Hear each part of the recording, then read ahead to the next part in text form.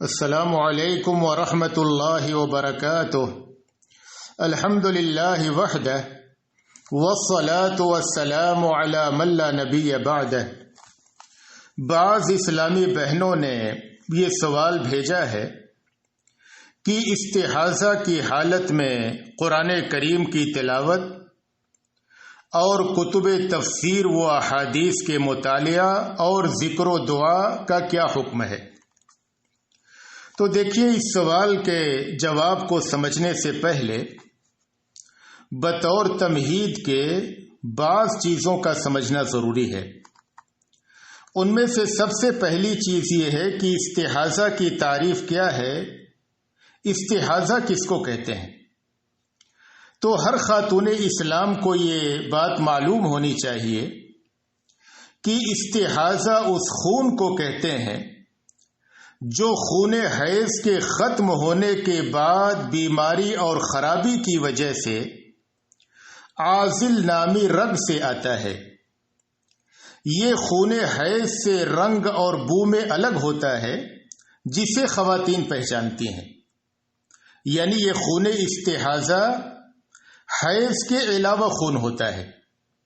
جو عورت کو بیماری اور خرابی کی وجہ سے آتا ہے۔ حیض کے بعد بسا اوقات بعض عورتوں کو 13 دن 14 دن کبھی کبھی مہینوں لگاتار خون جاری رہ جاتے ہیں۔ خون حیض کے بعد اس کو استحاضہ کا خون بولتے ہیں۔ اس استحاضہ کے خون کی کچھ علامتیں ہیں اور کچھ اس کی پہچان ہے،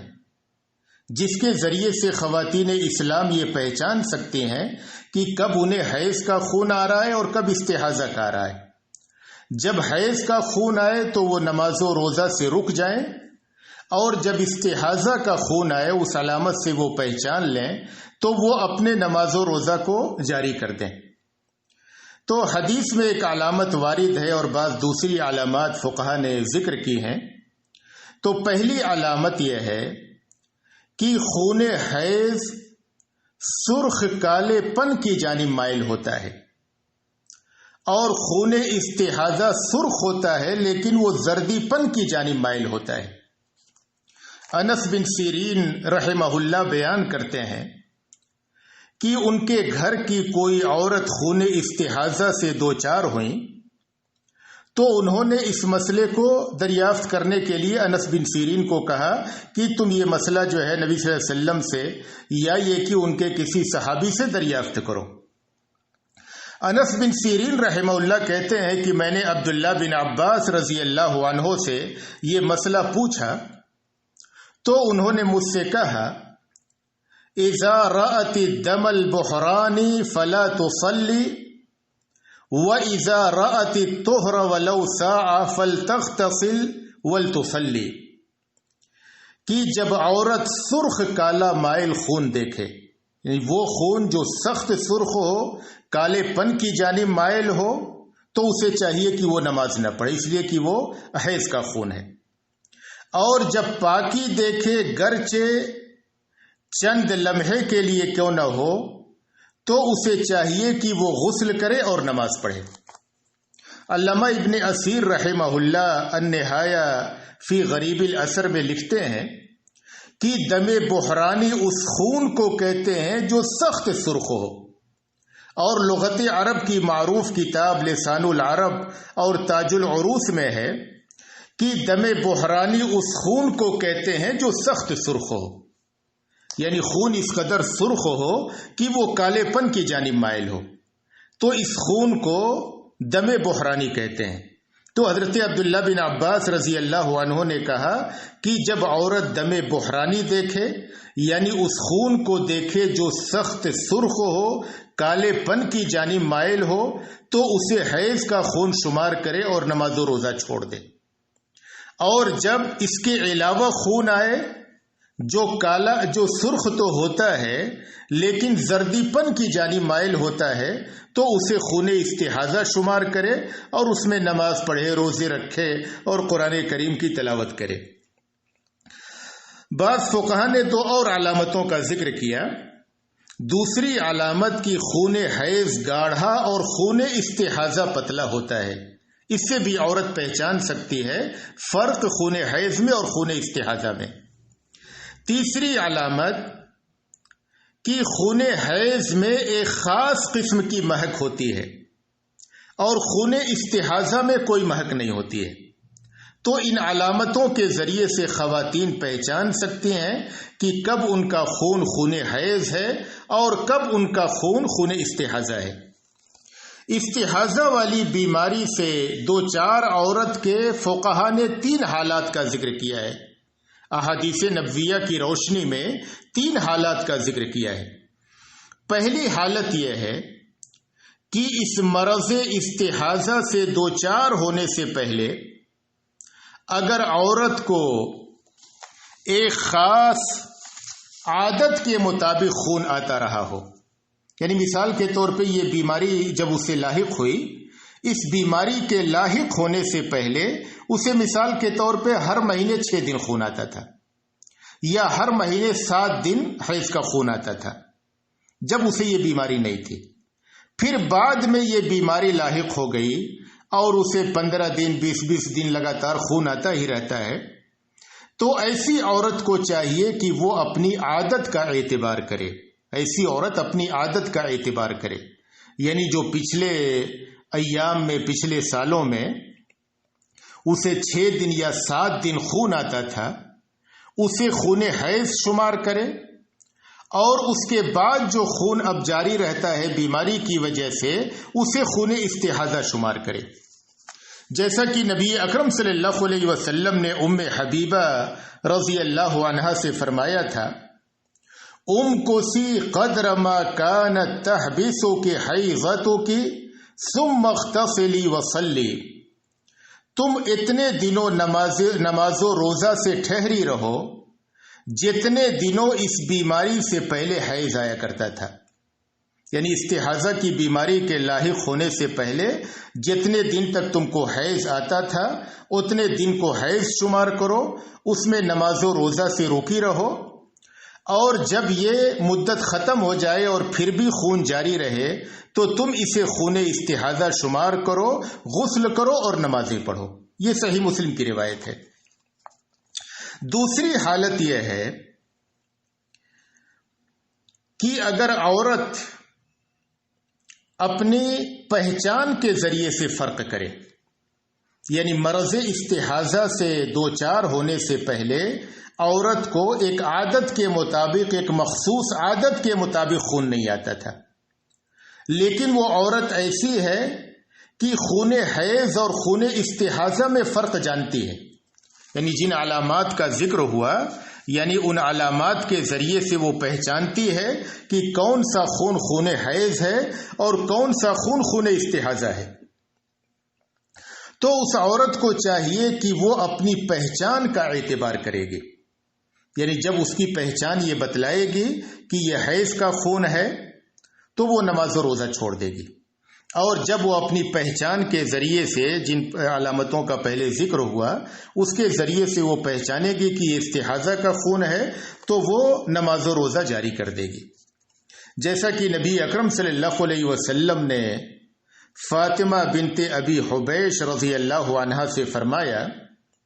اذا كان دم الحیض فإنه اسود يعرف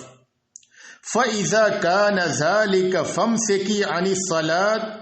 فإذا كان الآخر فتوضئي وصلي فإنما هو عرق، کہ جب حیض کا خون ہو تو یہ سیاہ رنگ کا ہوتا ہے۔ نبی صلی اللہ علیہ وسلم نے ایک علامت کا ذکر کیا کہ جو حیض کا خون ہوتا ہے یہ سیاہ رنگ کا ہوتا ہے، یعنی کالے پن کی جانب مائل ہوتا ہے، اور جو استحاضہ کا خون ہوتا ہے سرخ ہوتا ہے لیکن زردی پن کی جانب مائل ہوتا ہے۔ تو آپ نے فرمایا کہ جب حیض کا خون ہو تو یہ سیاہ رنگ کا ہوتا ہے جو پہچانا جاتا ہے، عورتیں پہچانتی ہیں اس کو،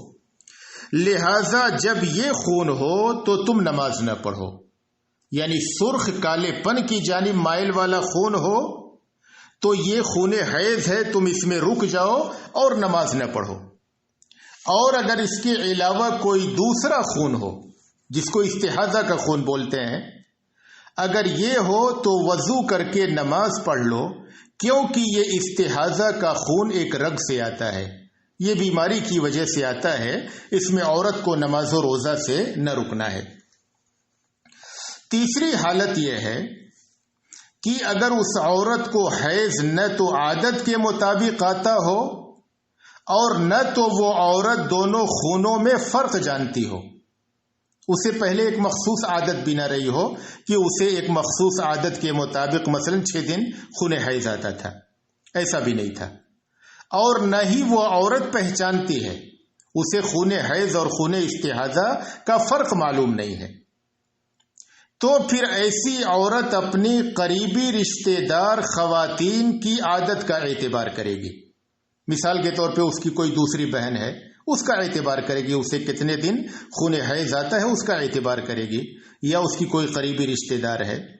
جیسا کہ رسول اکرم صلی اللہ علیہ وسلم نے حمنہ بنت جہش رضی اللہ عنہا سے فرمایا، انما ہی رکضۃ من الشیطان فتحیضی 6 ایام او 7 ایام ثم اغتسلی فَإِذَا اسْتَنْقَعْتِ فَصَلِّ 24 أو 23 وَصُومِ وَصَلِّ فَإِنَّ ذَلِكَ يُجْزِئُكِ وَكَذَلِكَ فَافْعَلِي كَمَا تَحِيضُ النِّسَاء۔ آپ نے ان سے فرمایا کہ یہ استحاضہ کا خون شیطان کے ایڑ مارنے کی وجہ سے ہے، جبکہ حیض تو تمہیں 6 یا 7 ہی دن آتا ہے، لہٰذا ان 6 یا 7 دنوں کے بعد تم غسل کر لو، اور جب محسوس ہو کہ اس غسل کی وجہ سے پاک و صاف ہو گئی تو 23 دن یا 24 دن تم روزہ و نماز کرو، یہ تمہارے لیے کافی ہوگا، اور پھر ہر مہینے میں اسی طرح کر لیا کرو جیسا کہ دیگر عورتیں حائضہ ہوتی ہیں۔ یعنی عورت جو ہے اپنی دیگر قریبی عورتوں کی عادت کا اعتبار کرے گی، مثلا اس کی بہن ہے، اس کی قریبی رشتہ دار ہے، اس کی عادت کا اعتبار کرے گی، جتنے دن اس کو حیض آتا ہے اس کو حیض شمار کرے گی، پھر باقی دن جو اسے خون جاری ہے اسے استحاضہ شمار کرے گی اور اس میں نماز و روزہ کو جاری رکھے گی۔ استحاضہ کی حالت میں عورت نماز و روزہ کرے گی، یعنی استحاضہ والی عورت یہ پاک عورتوں کے حکم ہے، استحاضہ والی عورت یہ پاک عورتوں کے حکم ہے، یعنی جو عورت حیض کی حالت میں ہو وہ عورت پاک نہیں، اسے نماز و روزہ سے منع کیا گیا، لیکن جو عورت استحاضہ سے اس بیماری سے دوچار ہو وہ پاک عورتوں کے حکم میں ہے، وہ نماز بھی پڑھے گی، روزہ بھی رکھے گی، قرآن کریم کی تلاوت بھی کرے گی اپنے ہاتھوں میں لے کر کے، قرآن کریم کو چھو کر کے، یا یہ کہ زبانی پڑھنا چاہے زبانی بھی پڑھ سکتی ہے، یا موبائل کی اسکرین سے پڑھ سکتی ہے، یہ پاک عورتوں کے حکم میں ہے۔ جیسا کہ نبی اکرم صلی اللہ علیہ وسلم نے ام حبیبہ بنت جحش رضی اللہ عنہا سے فرمایا تھا، اتنے دنوں ٹھہری رہو جتنے دن اس بیماری سے پہلے حیض آیا کرتا تھا، یعنی اس بیماری سے پہلے جتنے دن تک تم کو حیض آتا تھا اتنے دنوں تک تم نماز و روزہ سے روکی رہو، اسے حیض شمار کرو، پھر اس کے بعد جو خون آئے تم اسے استحاضہ شمار کرو، تم حیض سے پاکی کا غسل کر لو اور نمازیں پڑھو۔ عائشہ رضی اللہ عنہا بیان کرتی ہیں کہ نبی اکرم صلی اللہ علیہ وسلم کے ساتھ آپ کی بیویوں میں سے کسی بیوی نے اعتکاف کیا جبکہ وہ استحاضہ سے تھیں، استحاضہ کی حالت میں تھیں، خون بہتا ہوا دیکھتی تھیں، کبھی خون کی وجہ سے اپنے نیچے تشت رکھ لیتی تھیں، جب نماز وغیرہ پڑھتی تو اپنے نیچے تشت رکھ لیتی کہ اگر خون گرے تو اسی تشت میں گرے۔ تو استحاضہ والی عورت یہ پاک عورت کے حکم ہے، نماز پڑھے گی، روزہ رکھے گی، قرآن کریم کی تلاوت کر سکتی ہے، یعنی اس کو لے کر کے بھی ہاتھوں میں چھو کر کے، یا یہ کہ زبانی یا یہ کہ موبائل کی اسکرین سے، اور جب وہ نماز پڑھ سکتی ہے، قرآن کریم کو چھو سکتی ہے تو بدرجہ اولا تفسیر اور حدیث کی کتابوں کو بھی چھو سکتی ہے، اسے پڑھ سکتی ہے، اللہ کا ذکر بھی کر سکتی ہے، دعائیں بھی کر سکتی ہے، وہ پاک عورتوں کے حکم میں ہے، اور اس کے شوہر کے لیے اس سے ہم بستری بھی حلال ہے، یعنی استحاضہ والی عورت یہ پاک عورتوں کے حکم میں ہے۔ تو جو عورت یہ محسوس کرے کہ اس کے حیض کا خون ختم ہو گیا، وہ استحاضہ کی حالت میں ہے، تو استحاضہ کی حالت میں وہ سبھی عبادتوں کو جاری رکھے گی، وہ روزہ بھی رکھ سکتی ہے، اور یہ کہ قرآن کریم کی تلاوت بھی، نماز بھی، سبھی عبادتیں جاری رکھے گی، وہ پاک عورتوں کے حکم میں ہے۔ اللہ تبارک و تعالیٰ سے دعا ہے کہ خواتین اسلام کو دینی مسائل کے سمجھنے اور ان پر عمل کرنے کی توفیق عطا فرمائے۔ وصلی اللہ علی نبینا محمد۔